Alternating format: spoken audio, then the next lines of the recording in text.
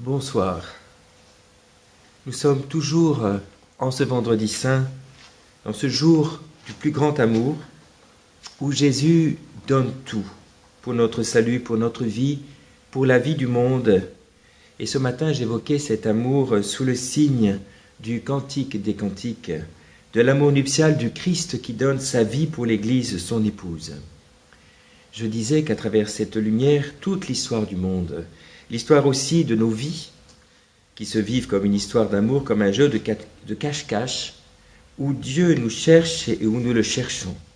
Et cet amour se rencontre à la croix et dans la résurrection, dans la rencontre entre Jésus et l'Église de l'amour.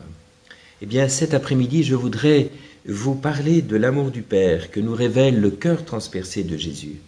Parce que, justement, ce mystère de la passion du Christ, c'est aussi et d'abord le mystère de l'amour du Père qui nous donne son Fils, qui se donne en son Fils, qui veut nous introduire dans la vie filiale. Demain soir, nous allons renouveler les engagements de notre baptême et ce sera l'occasion de nous rappeler que ce jour de notre baptême, Dieu notre Père nous a choisis, nous a adoptés comme ses enfants, nous a consacrés, nous a élevés à la communion avec lui pour que nous puissions vivre en lui, vivre de lui, comme Jésus qui vit dans le sein du Père, qui vit dans la communion avec le Père. Et donc ce sera l'occasion de nous rappeler que nous sommes vraiment enfants de Dieu. Eh bien, à travers ce tridium que nous vivons, eh bien que le Seigneur nous donne la grâce de devenir vraiment ses enfants. Les petits-enfants dont parle le psaume 131, vous le savez, hein, comme un enfant tout contre sa mère, comme un enfant, je tiens mon âme égale et silencieuse. Mon âme est en moi comme un enfant, elle repose en paix et confiance. C'est cela, la vie chrétienne, devenir pleinement enfant de Dieu. Mais cela n'est pas un point de départ, c'est un point d'arrivée. Nous n'aurons pas assez de toute notre vie pour devenir l'enfant que nous n'avons jamais été, l'enfant à l'image et ressemblance du Père qui s'abandonne, l'enfant qui se donne, l'enfant qui a confiance, l'enfant qui sait demander et recevoir le pardon, mais aussi le donner, l'enfant qui sait que tout est grâce, que rien n'est perdu avec Dieu, que tout est possible quand on se confie à son amour. Souvent, malheureusement, c'est plutôt vers la fin de notre vie que nous découvrons cela, ou peut-être même un peu après notre mort. Mais on peut espérer que ce sera bien avant, que Dieu nous introduira pleinement dans son amour. J'ai eu la chance de rencontrer un vieux prêtre qui vivait cela de façon habituelle, qui vivait cette communion avec le Père par le Fils dans l'Esprit, et notamment dans ces temps de solitude dans sa chambre. Il me disait, tu vois, moi je n'ai pas besoin d'avoir de télévision. Mes confrères me demandent, mais pourquoi est-ce que tu n'installes pas une télévision dans ma chambre? J'ai mon crucifix que je contemple. Et quand je prie devant ce crucifix, eh bien me dit-il, parfois les personnes de la Trinité viennent me visiter. Parfois c'est le Père, parfois c'est le Fils, parfois c'est l'Esprit. Alors peut-être que tu te demandes comment je peux savoir que le Père est là, puisque le Père, il est esprit, on ne peut pas le voir, on ne peut pas le toucher, on ne peut pas l'entendre. Et pourtant, je sais qu'il est là, je sais que c'est lui. C'est ce que Bergson appelait l'intuition mystique. Et dès qu'il commence à parler du Père, il a des larmes dans les yeux. Et il me dit, tu sais, souvent, quand j'entends des prêtres ou des religieux, religieuses parler du Père, je me dis, mais au fond, ils ne le connaissent pas. Parce que s'ils le connaissaient vraiment, ils n'en parleraient pas comme ça. Et ce qui authentifie son propos, vous voyez, c'est que c'est quelqu'un qui a d'abord vraiment les pieds sur terre et qui, lorsqu'il est avec ses frères dans sa communauté religieuse, eh bien, il est très fraternel, très attentif aux autres, très apprécié par les autres. Sinon, évidemment, on pourrait penser que ce sont des élucubrations d'une pseudo-mystique. Mais ce secret, j'allais dire, de sa vie, de son cœur, qui est cette présence habituelle aux trois personnes de la Trinité, un peu comme l'a vécu Élisabeth de la Trinité, ça, il n'en parle pas beaucoup, évidemment. C'est un peu le secret du roi. Et puis, c'est quelqu'un aussi qui est, malgré son âge, plein d'optimisme, plein de dynamisme, plein de projets, qui rayonne au fond du bonheur de Dieu, qui est le bonheur des saints, le bonheur des béatitudes. Eh bien, au fond, c'est un vieillard qui a un cœur d'enfant. Et c'est cela que nous sommes appelés à devenir. C'est cela que Dieu veut accomplir en nous à travers ce triduum pascal, à travers ce passage par la mort pour entrer dans la vie. Je voudrais vous raconter une autre histoire qui est aussi celle d'un vieux prêtre, d'un grand théologien connu qui a écrit beaucoup de livres, mais qui, vers la fin de sa vie, se posait cette question, mais au fond, qui est l'Esprit Saint? Une question qui le taraudait. Alors, à un moment, il s'est dit, mais peut-être qu'au renouveau charismatique, ils pourront me donner des réponses. Et donc, il est allé consulter des chrétiens engagés dans le renouveau charismatique et qui l'ont renvoyé eh bien, à la communauté de l'Emmanuel. Bon, donc, il est allé s'adresser à des membres de la communauté de l'Emmanuel qui l'ont renvoyé vers un prêtre. Et là, il est venu poser ces questions. Et au fond, on pourrait dire que c'est une question fondamentale. C'est d'une certaine façon la question qui habitait le cœur de Nicodème, ce sage, cet ancien, versé dans les Écritures, un homme qui connaissait une multitude de choses et qui pourtant va s'approcher de Jésus la nuit pour lui poser ces questions, parce qu'au fond, il pressent qu'il y a quelque chose d'essentiel qu'il n'a pas compris. Alors, il va vers Jésus et il lui dit « Eh bien, nous savons que tu es un homme de Dieu, parce qu'on ne peut pas accomplir les signes que tu accomplis si l'on ne vient pas de Dieu. » Et Jésus lui dit quelque chose d'étonnant. Jésus va au-delà de ce qu'il vient de dire, comme pour répondre à la question non dite de son cœur. « Si tu ne renais de l'eau et de l'Esprit Saint, tu ne pourras pas entrer dans le royaume de Dieu. » Voilà que ce vieillard qui avait tellement travaillé, tellement étudié, tellement accumulé de sagesse, il avait encore à découvrir quelque chose. C'est que finalement, il n'avait encore rien compris. Et que ce que Dieu lui proposait, comme bonne nouvelle, comme chemin de bonheur et de sainteté, eh bien, c'est de devenir un petit enfant, de naître de nouveau. Et c'est aussi ce que Dieu nous propose, quel que soit notre âge, quel que soit notre cheminement. C'est de devenir un petit enfant qui naît de l'eau et de l'Esprit Saint, qui naît des cœurs de Jésus et de Marie, qui naît de Dieu, notre Père, et de l'Église en la nuit de Noël. Pardon, en la nuit de Pâques, excusez-moi. Cela nous demande de nous réconcilier, bien sûr, avec l'image du Père que nous portons en nous, car comment devenir les enfants de Dieu si nous avons de Dieu une image terrible, une image qui nous vient peut-être de notre histoire personnelle, familiale, qui nous vient aussi peut-être de la culture dans laquelle nous vivons, mais aussi, ultimement, du péché originel. Car depuis le péché originel, nous sommes tentés de projeter sur Dieu une image tyrannique et despotique, comme si Dieu était jaloux de ses enfants, comme s'il voulait emprisonner leur liberté, comme si au fond il ne voulait pas uniquement nous donner le bonheur d'exister, le bonheur de vivre en communion avec lui et avec les autres, le bonheur d'aimer, qui est au fond notre seule béatitude. Alors il est important pour nous d'entrer dans ce mystère du Père, d'essayer d'entrer bien sûr sur la pointe des pieds ou en nous déchaussant comme Moïse devant le buisson ardent, devant ce mystère des mystères, qui restera pour nous toujours incompréhensible, même s'il se révèle en son Fils. Même dans l'éternité, nous ne comprendrons pas le Père, car il dépassera toujours notre intelligence créée, même illuminée par la lumière de gloire. Nous le verrons, comme dit l'enseignement de l'Église, tout entier, mais pas totalement, parce que Dieu est au-delà de tout. Il est infiniment bon, infiniment aimable, infiniment aimant. Mais tout cela nous comble, bien sûr, mais nous ne pouvons pas épuiser la source en allant épuiser. Alors, certes, nous serons totalement béatifiés par la vision du Père, mais nous ne pourrons jamais prétendre le comprendre totalement. Et déjà sur la terre, il est important d'entrer dans ce mystère, il est même fondamental de le faire. Mais à la façon un peu des apôtres sur le mont de la transfiguration, comme on entre dans une nuée lumineuse qui est à la fois donc lumineuse mais aussi obscure pour nous.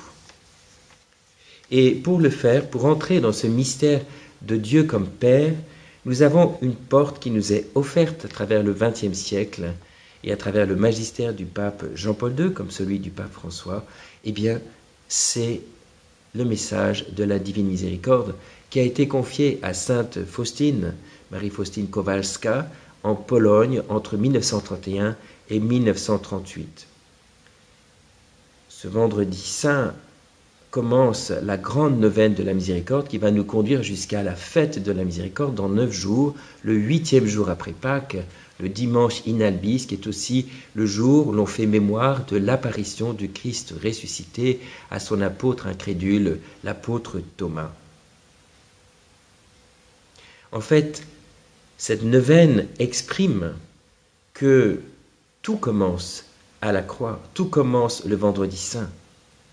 L'offrande de Jésus sur la croix trouve son fruit ultime non seulement dans sa résurrection, mais dans notre résurrection, dès aujourd'hui dans les eaux du baptême et à la fin des temps, lorsque Jésus, dans sa gloire, ressuscitera les vivants et les morts.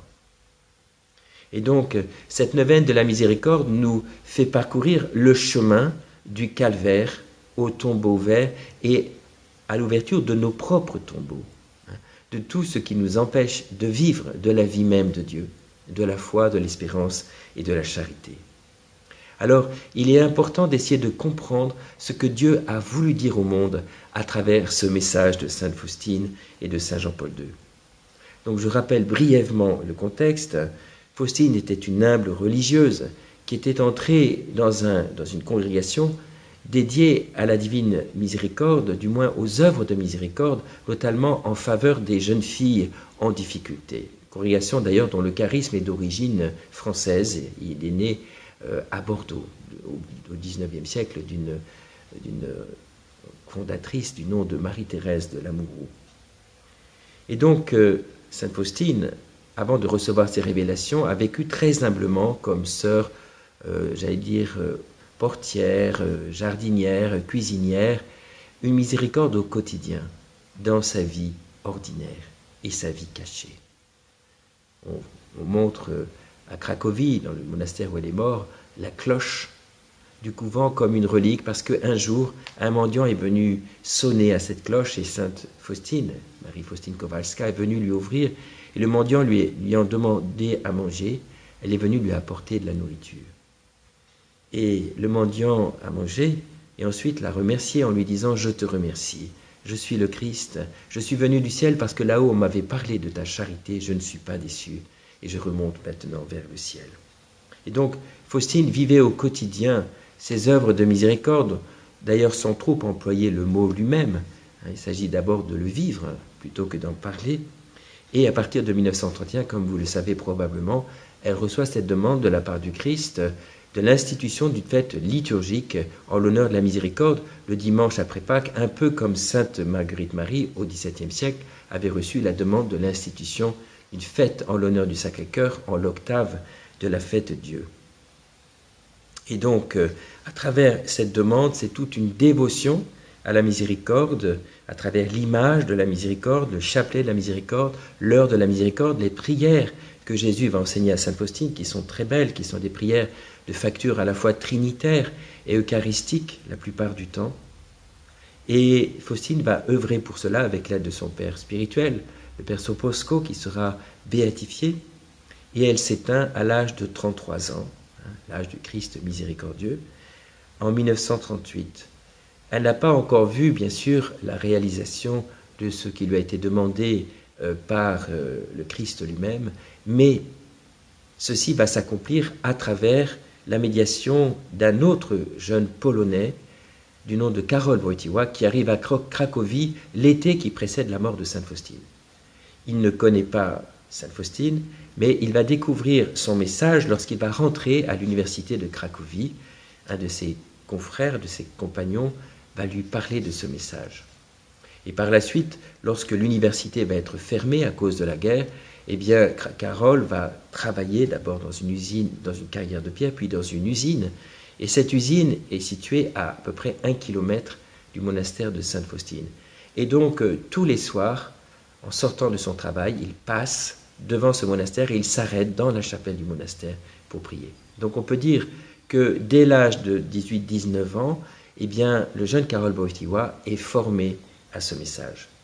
À peu près à la même époque, il rencontre un mystique du nom de Jan Tyranowski, un tailleur très simple, mais formé à l'école de Saint-Jean-de-la-Croix et Saint-Louis-Marie Grignon-de-Montfort, qui va l'introduire dans ces deux spiritualités. Et ça va être pour Karol une découverte éblouissante. Il faut dire que le contexte dans lequel il vivait était absolument dramatique. Le projet du nazisme était d'éradiquer la Pologne de la surface de la Terre, culturellement, politiquement, et même, j'allais dire physiquement. Il y a eu 6 millions de morts en Pologne pendant la Seconde Guerre mondiale, dont 3 millions de Juifs. Et donc, comme beaucoup de jeunes de sa génération, eh bien, au fond, Karol Wojtyła aurait pu se révolter, devenir violent, prendre les armes. Il était fils de soldat.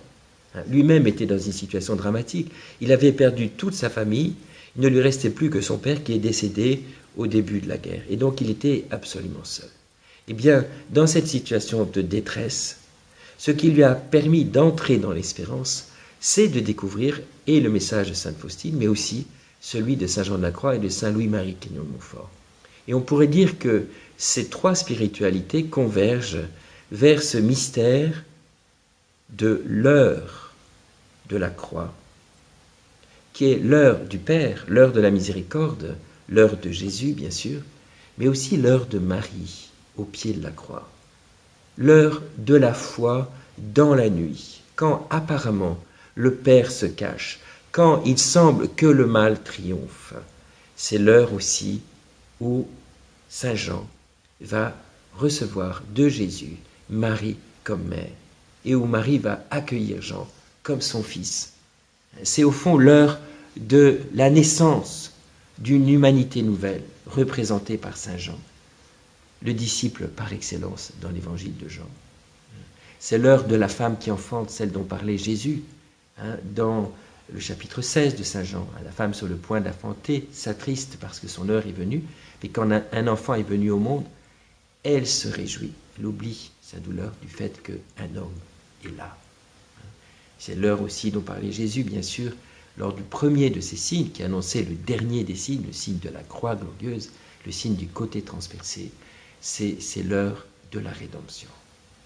Alors vous voyez ce qu'enseigne Sainte Faustine sur le message de la miséricorde en parlant de l'heure de la miséricorde, c'est-à-dire l'heure du transpercement du côté de Jésus, l'heure de sa mort, de sa passion, mais plus particulièrement du transpercement de son côté, rejoint au fond ce qu'enseigne Saint Jean de la Croix quand il nous dit que Dieu est une nuit. Pour nous, Dieu est incompréhensible. Il est un soleil d'amour, de miséricorde, un soleil de bonté et de justice, un soleil de toute puissance tellement éblouissant que dans ce monde, nous ne pouvons pas le voir sans mourir. Certes, nous pouvons le contempler sur la face du Christ qui nous dit « Qui me voit, voit le Père ». Mais en même temps, il restera pour nous toujours un mystère. Comme le disait saint Irénée au IIe siècle, commentant le prologue de Jean, qui dit « Dieu, le Père, nul ne l'a jamais contemplé, mais le Fils unique qui est vers le sein du Père, lui nous l'a fait connaître », eh bien, on pourrait dire que le Père est l'invisible du Fils, comme le Fils est le visible du Père. Et donc, quelque part, il y a là un mystère.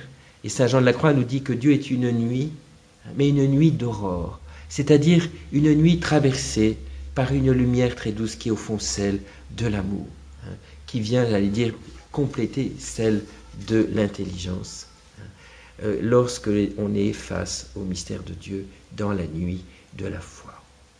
Et c'est le cas de Marie au pied de la croix, et c'est justement, et probablement de Saint Jean également, et c'est justement à cette heure-là que Jésus dit à sa mère « Voici ton fils ».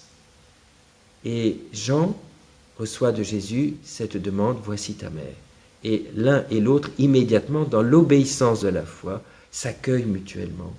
Et on pourrait voir dans le petit verset de Jean, chapitre 19, verset 27, dès cette heure-là, le disciple a pris chez lui dans tous ses biens, au fond le résumé également de la doctrine de Saint Louis-Marie Grignon-de-Montfort, lorsqu'il propose la consécration à Jésus par Marie, en donnant à Marie tous ses biens, à la fois corporels et spirituels, y compris toutes ses bonnes actions passées, présentes et à venir, pour être tout à Marie, pour être tout à Jésus, pour être tout à Dieu et tout à tous. Ainsi est comprise par Saint Louis-Marie, à la suite de Bérulle et de l'école française, au fond, la vocation baptismale à la sainteté et à la mission. Et donc, on pourrait dire qu'à l'image de ces trois saints, qui voient paradoxalement la manifestation ultime du Père dans la croix glorieuse de Jésus, dans le transpercement de son côté, d'où jaillissent le sang et l'eau comme des signes de vie, comme la fécondité du grain qui meurt, du plus profond des entrailles du Verbe incarné, eh bien, on pourrait voir dans ce moment-là où cette lumière de l'amour, de la miséricorde traverse les ténèbres, l'obscurité de notre monde et finalement de Satan qui est vaincu à la croix, eh bien, on pourrait voir au fond l'ultime révélation, l'ultime parole du Père à notre monde. Le Père n'est qu'amour et miséricorde, mais cet amour et cette miséricorde, nous ne pouvons l'accueillir que dans la foi, dans la confiance, dans l'espérance, car elle dépasse infiniment notre imagination et notre intelligence.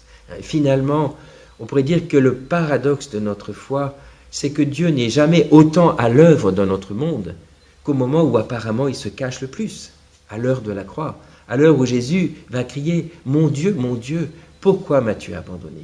Et c'est l'expérience de beaucoup des mystiques qui ont été les témoins de cette miséricorde de Dieu au XXe siècle, que ce soit la petite Thérèse qui meurt en 1897 dans la nuit de la foi, mais finalement dans une extase d'amour au moment de sa mort, que ce soit Mère Teresa qui, à l'école de la petite Thérèse, s'est mise au service des plus pauvres et qui a vécu pendant 50 ans la nuit de la foi, que ce soit Saint Jean-Paul II lui-même, qui a été formé à l'école de la foi par Saint Jean de la Croix, qui en a fait même une thèse de doctorat.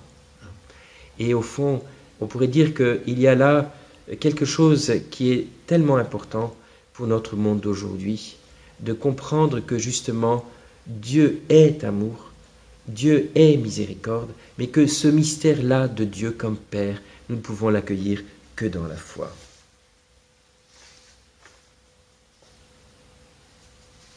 Et que celle qui va nous aider à entrer dans ce mystère, c'est la Vierge Marie, parce qu'elle, la première, comme l'a enseigné Saint Jean-Paul II dans son encyclique Redemptoris Mater, eh bien, elle a vécu de la foi toute sa vie, mais en particulier depuis l'Annonciation jusqu'à la croix, et ensuite, j'allais dire, jusqu'à son Assomption dans la gloire. Elle a été vraiment celle qui a vécu dans un pèlerinage de la foi.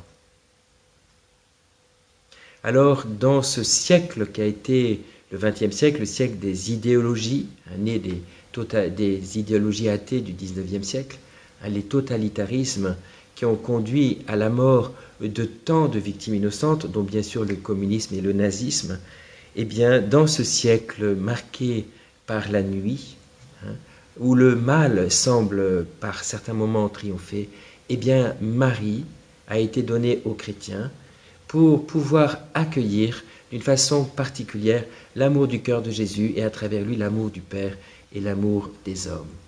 Et ainsi, eh bien, il y a là une lumière dans la nuit, celle que le jeune Karol Wojtyła a su accueillir et par laquelle, au fond, il a été conduit à se donner à Dieu dans le sacerdoce, puis il a été conduit à devenir évêque et pape, et lui-même dira que tout son pontificat a été sous le signe de la miséricorde de Dieu. Sa deuxième encyclique, Dives in Misericordia, sur le thème de la miséricorde, qui est une encyclique sur le mystère du Père, une des plus belles encycliques qu'il ait écrites, en fait est une méditation sur le message de Sainte Faustine. Alors j'allais dire, en ce temps où le monde vit une sorte de nuit, à travers les nombreux conflits qui l'ensanglantent, que ce soit en Afrique, en Asie, à travers la misère de tant de nos contemporains, mais aussi à travers les graves déviations de notre monde sur le plan idéologique, sur le plan moral, et aujourd'hui à travers cette crise sanitaire qui nous déstabilise tous, eh bien, dans cette nuit, nous est donné à travers les grands témoins de la miséricorde un chemin d'espérance, un chemin de foi, un chemin de confiance à travers le message de Sainte Faustine. Et en même temps, une invitation à nous tourner vers le Père en contemplant le Fils crucifié et glorifié et en recevant de lui les fleuves d'eau vive de l'Esprit Saint avec la Vierge Marie pour pouvoir rendre à Dieu amour pour amour et en même temps nous tourner vers les autres avec les dispositions même du cœur miséricordieux de Jésus. Au fond, eh bien, comme l'a dit Jésus à Sainte Faustine, eh bien, la miséricorde est vraiment la planche de salut pour l'humanité, pour le temps que nous vivons. Et nous avons à implorer cette miséricorde pour le monde d'aujourd'hui. Il y a une démarche aujourd'hui en France qui est faite par un certain nombre de laïcs, qui est de demander la consécration du monde au cœur de Jésus et de Marie au pape François pour la fête de la miséricorde. Mais à travers cette démarche, c'est au fond une manière de supplier la miséricorde de Dieu, d'intervenir en faveur de ses enfants. Et au fond, donc, tout cela nous renvoie au mystère du Père. Ce mystère qui commence à se dévoiler dans l'Ancien Testament. Le peuple d'Israël, tiré des nations, a eu à purifier ses représentations du Père. Et la première purification, ça a été de refuser de le représenter et même de le nommer pour ne pas le transformer en une idole que l'on pourrait manipuler, chosifier à merci. Israël nous rappelle cet immense respect que l'on doit avoir devant la transcendance du Père, son infinie grandeur et sa majesté, qui est aussi en même temps mystérieusement son infinie proximité et humilité. Sur cette terre, le peuple d'Israël nous le rappelle, nous ne pouvons pas voir Dieu sans mourir. Ce que nous pouvons découvrir, c'est la vie filiale en Dieu. Mais nous ne pouvons entrer dans ce mystère que sur la pointe des pieds.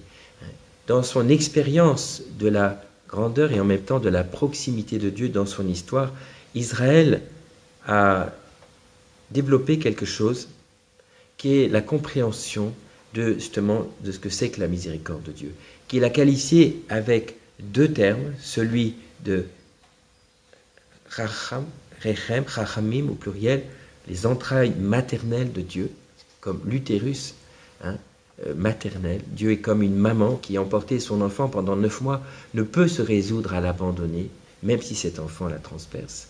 Et puis une autre expression plus masculine, plus paternelle, c'est l'expression de chesed, qui nous renvoie à la fidélité de Dieu à son alliance, fidélité inconditionnelle. Dieu ne reprend pas son don, il ne reprend pas sa parole, même si son épouse est infidèle, il se donne tout entier.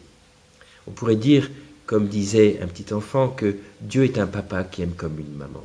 Il y a en lui cet attribut paternel et maternel en même temps, même s'il est au-delà de toute paternité et de toute maternité, puisqu'il est esprit. Mais il est, j'allais dire, à la fois cette miséricorde inconditionnelle, mais en même temps traversée aussi par la notion de vérité, de justice, de fidélité, comme ces deux mains du Père que l'on voit sur l'icône de Rembrandt, qui représente la scène de l'enfant prodigue. Cette main plus paternelle, cette main plus maternelle, et qui au fond sont indissociablement liées.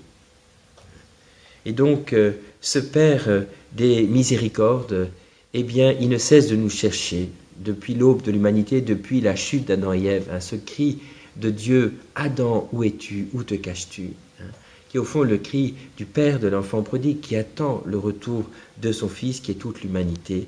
Eh bien, cette quête du Père miséricordieux, eh bien, elle va le conduire à envoyer son Fils, et à envoyer son Fils pour livrer sa vie pour les pécheurs que nous sommes, pour les pauvres gens, pour le monde entier, et à exprimer à travers son cri sur la croix, j'ai soif, au fond ce désir ardent de Dieu le Père, de nous rassembler sur son cœur, de faire de nous une seule famille, de faire de nous ses enfants et ainsi les uns et les autres, des frères et des sœurs, à son image et à sa ressemblance.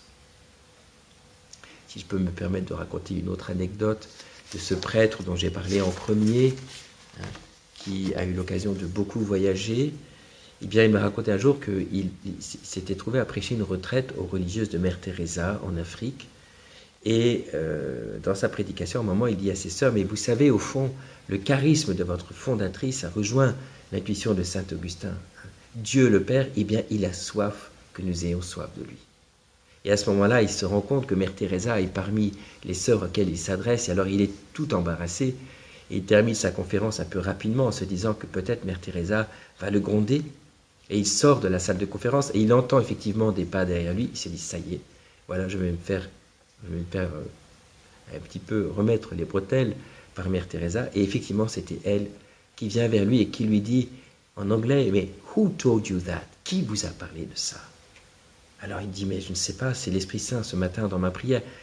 Elle lui dit, mais vous avez tout compris, c'est exactement ça. Ma spiritualité, c'est ça. Dieu a soif que nous ayons soif de lui. Le désir du Père qui s'exprime dans le cri de Jésus. Donne-moi à boire, j'ai soif. Le Père se cherche des adorateurs en esprit, en vérité. Il se cherche des amis, il se cherche des fils et des filles. Et donc, Israël est pénétré de cette découverte que Dieu est miséricorde, qu'il est amour et pardon, même si cette miséricorde n'est pas un amour à bon marché. Il y a aussi dans l'Ancien Testament le thème de la colère de Dieu, et cette colère qui est au fond l'expression de sa justice, vis-à-vis non pas du pécheur, mais du péché, que Dieu ne peut tolérer. Mais en même temps, il y a plus forte que cette colère, plus forte que cette justice, cet amour qui est plus fort que tout, plus fort que la mort, que nos transgressions, que tous les obstacles que nous mettons devant le Seigneur, et un amour qui est universel, comme le dit l'apologue de Jonas. Et au fond, cet amour miséricordieux du Père va faire que, comme le dit le pape Benoît XVI, Dieu va retourner sa colère contre lui pour nous faire grâce en son Fils en ce jour, pour que le monde entier puisse recevoir les fleuves de sa miséricorde. Et donc Jésus, qui incarne en sa personne en quelque sorte la vocation de son peuple, d'être le Fils obéissant du Père, et bien par toute sa vie, il va nous révéler le Père, par ses gestes, par ses paroles, et ultimement par son mystère pascal. Ce mystère notamment du côté transpercé, le jour de sa passion, quelque temps après sa mort, dans lequel se condense en quelque sorte tout le mystère pascal. De la mort jaillit la vie, sous le signe du plus grand amour. Au fond, quand nous lisons la parabole de l'enfant prodigue, qui est le plus beau texte qui a été écrit pour exprimer cette miséricorde insondable du Père, il faudrait que nous ayons comme en surimpression cette scène du côté transpercé pour comprendre ce qu'a coûté à Dieu de pouvoir nous faire miséricorde. Il y avait un théologien dans les années 50-60 qui avait pas mal de succès à l'époque, s'appelait le père François-Xavier Duruel, qui a écrit ceci. Dans la contemplation du crucifié, le Père apparaît aux chrétiens à travers le Christ comme en transparence, comme dans une éternelle transfixion, c'est-à-dire un éternel transpercement. Et ainsi ils savent que l'amour qui immole est d'abord celui que le Père porte à son Fils et au monde. Vous voyez, des fois, nous pouvons avoir une image du Père qui immole son Fils, mais en réalité, c'est le Père qui est immolé le vendredi saint, un peu comme Marie au pied de la croix.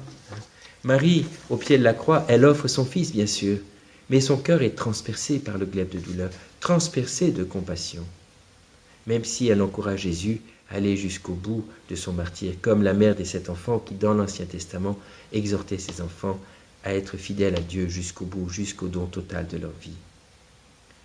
Eh bien, Marie, au pied de la croix, d'une certaine façon, bien sûr, il faut dire ça avec beaucoup de nuances et de prudence, mais elle est comme l'image du Père qui est transpercé de compassion pour son Fils, mais aussi pour le monde qui ne le connaît pas, le monde des pécheurs que nous sommes. Pour appuyer cela, je voudrais citer Saint Jean-Paul II dans son encyclique sur l'Esprit Saint, Dominum et Vivificantem, où il a osé aborder cette question très délicate en théologie de ce que certains théologiens appellent la souffrance de Dieu. Bien sûr qu'il faut prendre cette question avec précaution, car Dieu étant parfait, tout-puissant, il n'y a pas en lui la souffrance qui, comme nous, est liée à notre imperfection. Mais du fait qu'il est amour, il y a pourtant quelque chose en lui qui est capable de compatir. Je cite Jean-Paul II. La douleur inconcevable, inexprimable, qu'à cause du péché, le livre saint, l'écriture sainte, semble dans sa vision anthropomorphique entrevoir dans les profondeurs de Dieu, prenant naissance au cœur de l'inexprimable Trinité. Certes, la conception de Dieu comme être parfait exclut toute souffrance provenant de carences ou de blessures, mais dans les profondeurs de Dieu, il y a un amour de Père qui, face au péché de l'homme, réagit selon le langage de la Bible jusqu'à se dire « Je me repens d'avoir fait l'homme ». Mais le plus souvent, le livre saint nous parle d'un Père qui éprouve de la compassion pour l'homme, comme s'il partageait sa souffrance. Il y a une notion très forte de cela dans la Bible. Il y a un proverbe qui dit comme ça « Les larmes de la veuve coulent sur les joues de Dieu ».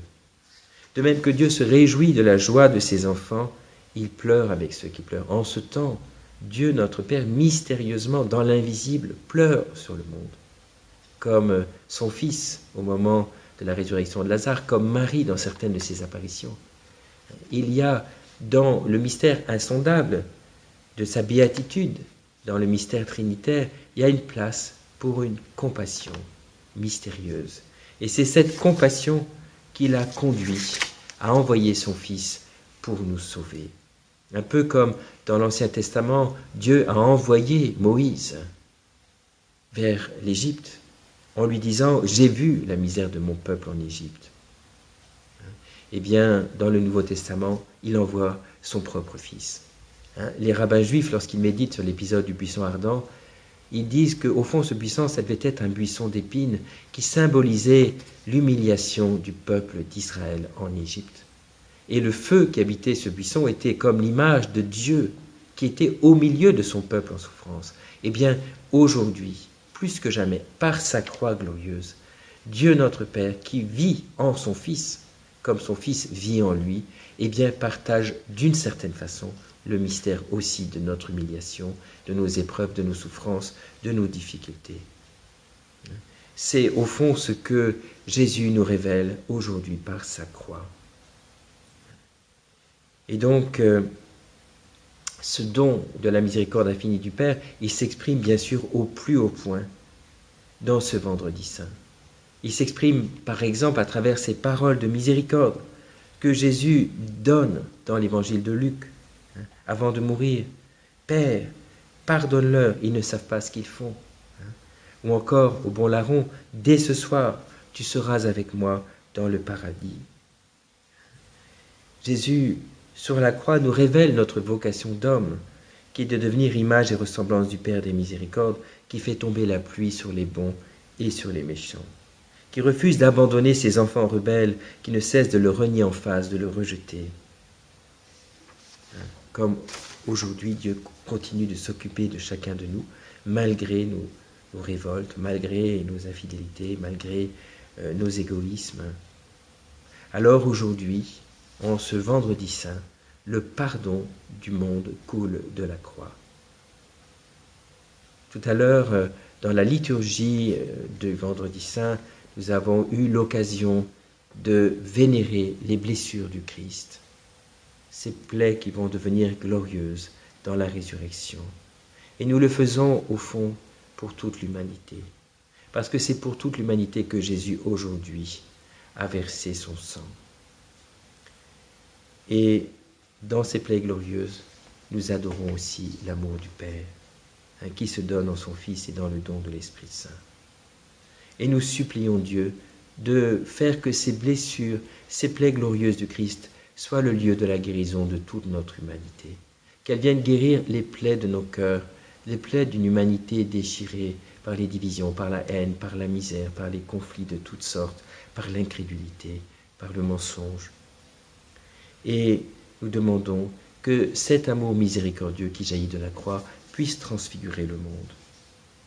Au fond, la grande neuvaine de la miséricorde demandée à Sainte Faustine n'est que le déploiement dans le temps qui suit le vendredi saint jusqu'au dimanche de la miséricorde, de la grande prière du vendredi saint, qui est l'intention du Christ sur la croix et l'intention de l'Église, qui est au fond le salut du monde entier, étendu à travers toutes les catégories de personnes pour lesquelles nous prions.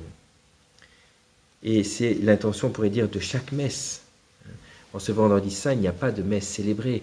La communion, pour ceux qui pourront le faire malheureusement dans ce temps particulier de confinement que nous vivons, et la communion, c'est la communion au Saint-Sacrement consacré le jeudi saint, pour dire qu'il y a une unité profonde du mystère célébré à chaque messe et du mystère de la croix glorieuse en ce jour.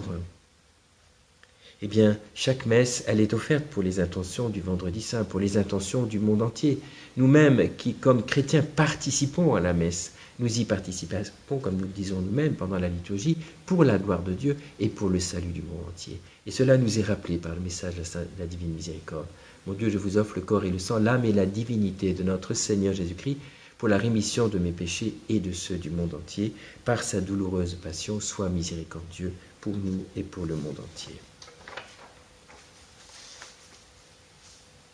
Alors, aujourd'hui, par l'intercession de Marie, demandons à Dieu cette grâce de pouvoir accueillir pleinement le don du salut, pleinement cette miséricorde qui jaillit de son cœur, qu'elle vienne nous transformer, qu'elle vienne changer nos cœurs et qu'elle vienne nous permettre à notre tour d'offrir le Christ, de nous offrir avec lui et de supplier Dieu de faire miséricorde au monde entier.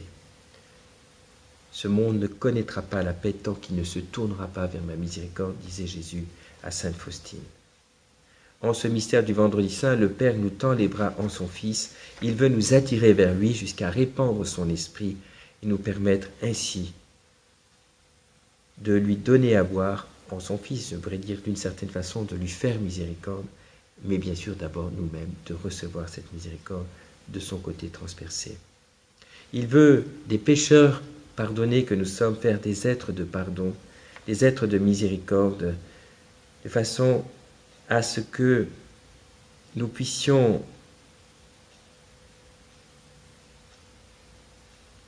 donner à nos frères le pardon, manifester à nos frères cet amour du Père qui les cherche en son Fils. Je vais m'arrêter là maintenant. On aura l'occasion demain de revenir là-dessus. Mais voilà, en ce jour, c'est le temps de la miséricorde.